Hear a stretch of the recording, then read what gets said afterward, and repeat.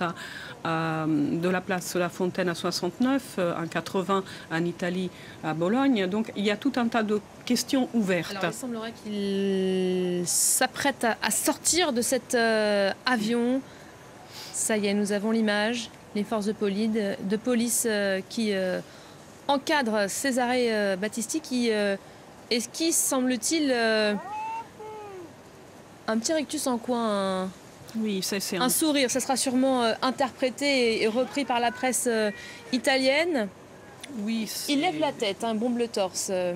Oui, il a toujours donné cette image-là de lui-même. C'est quelqu'un qui a ce rictus depuis toujours. Est-ce qu'on peut dire... Qu'est-ce qu'on peut dire là-dessus? Il y a des gens qui ont été tués dans des hold-up. Ce sont des affaires dont on ne sait pas jusqu'à quel point on peut les caractériser de façon politique, parce que c'est pas tout à fait des affaires politiques pour lesquelles il a été condamné.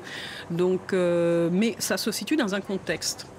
C'est un contexte où, effectivement, même la délinquance politique était justifiée par des questions politiques. Il n'était pas menotté pour l'image, ça aussi, c'était important. Oui. Ça signifie quoi Je pense que probablement... La menace est derrière, c'est ça qu'on veut dire par là? C'est possible. C'est aussi peut-être une volonté de manier le chaud et le froid de la part de Salvini. On monte un petit peu la...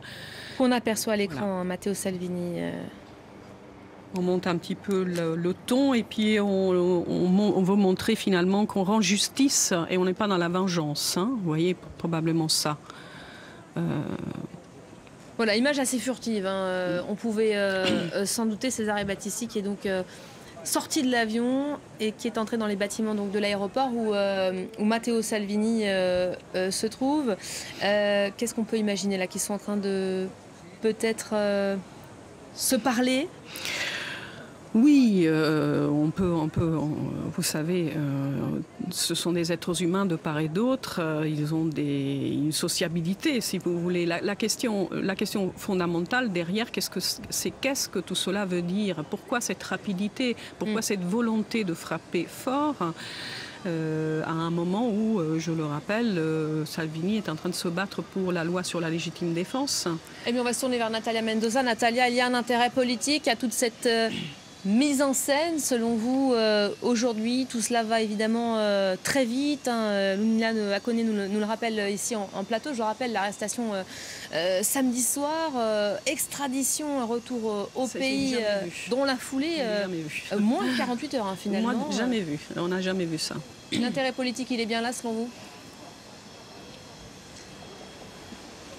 Oui, effectivement, il y a un intérêt politique. Salvini a tenu dès le début de cette arrestation, il y a moins de 48 heures, de réitérer, de récupérer l'arrestation et le présenter comme un succès de son gouvernement, un succès de sa collaboration avec le nouveau président brésilien Bolsonaro. Hier, pendant toute la journée, il faut savoir, le gouvernement italien a fait pression pour accélérer la procédure d'extradition, pour faire en sorte que cet avion dépêché par le gouvernement italien ne fasse pas escale au Brésil, qu'il parte directement de la Bolivie vers l'Italie. Et cela, car un passage par le Brésil aurait impliqué l'application d'un accord qui prévoit de ne pas appliquer la peine de perpétuité, mais une peine maximum de 30 ans de prison.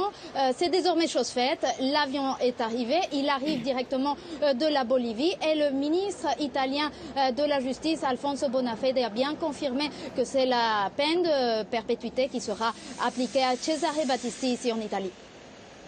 On a vu donc l'image, ce retour express au pays. Oui, il a été question pendant quelques heures peut-être, ou même pas, d'un passage par le Brésil. C'était trop risqué. Est-ce que le changement à la tête du Brésil y est pour quelque chose? Ça me semble tout à fait évident. Les propos de Bolsonaro, bien avant son intronisation, sont très très clairs. Il s'agit d'un appel à la répression massive de tous ceux qui ont, dans les les années précédentes, portait une autre conception de la politique au Brésil. Donc. Un dernier mot sur Matteo Salvini et les propos qu'il a pu tenir hier soir. Le ministre italien a annoncé qu'il comptait réclamer rapidement à la France d'autres ex-militants d'extrême gauche condamnés et longtemps protégés par Paris. Qu'est-ce que ça vous inspire ?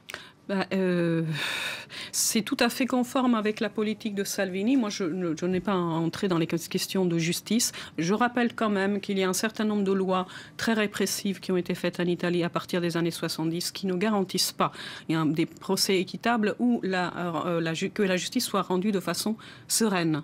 Donc cela pose un problème. On suivra évidemment attentivement ce qui l'advient de Cesare Battisti de retour. Vous avez pu le suivre et le vivre en direct sur cette antenne avec nous. Merci beaucoup Lunmila Akoné d'avoir été avec nous pour commenter ce temps fort. C'est la fin de cette édition spéciale. Vous restez évidemment avec nous. On se retrouve dans quelques instants pour un nouveau journal. À tout de suite.